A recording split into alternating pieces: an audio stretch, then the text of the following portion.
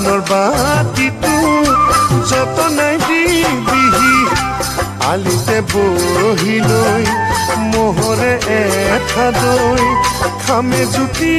লগাই তোকে কাষতে লৈ